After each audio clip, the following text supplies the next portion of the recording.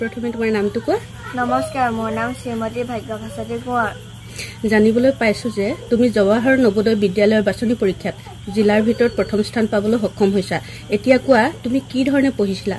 Coaching class লৈছিলা নেকি বা দিনটো কিমান সময় পঢ়িছিলা এই পৰীক্ষাত অৱতীৰ্ণ হ'বলৈ? মই কোচিং ক্লাছ লৈছিলোঁ আৰু মই দিনটোত 7-8 ঘণ্টা পঢ়িছিলোঁ এই পৰীক্ষাত অৱতীৰ্ণ হ'বৰ বাবে।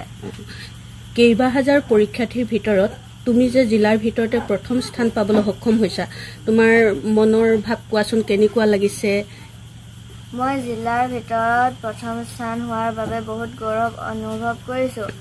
কেইবা হাজাৰ ছাত্ৰ ছাত্ৰীয়ে এই পৰীক্ষাত প্ৰথম স্থান পাবলৈ বা ছিট পাবলৈ কষ্ট কৰে, কিন্তু মই জিলাৰ ভিতৰত প্ৰথম স্থান পোৱাৰ বাবে বহুত গৌৰৱ অনুভৱ কৰিছোঁ আৰু মই বহুত সুখী।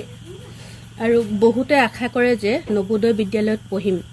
তুমি সাধাৰণভাৱে কোৱাচোন যে কি ধৰণৰ প্ৰশ্নবোৰ তোমালোকে চাব লাগিব বা তেওঁলোকে চাব লাগিব, কোনবোৰ কিতাপৰ সহায়ত তেওঁলোকে এই পৰীক্ষাত বহিব পাৰিব, কোৱাচোন। অংক চাব লাগিব আৰু বাছনি পৰীক্ষাৰ সহায়িকাৰ কিতাপ চাব লাগিব। JNV গাইডৰো সহায় লৈছিলোঁ মই। পাৰিলে সিহঁতৰো ক্লাছ ল'ব লাগিব। ঠিক আছে, ধন্যবাদ।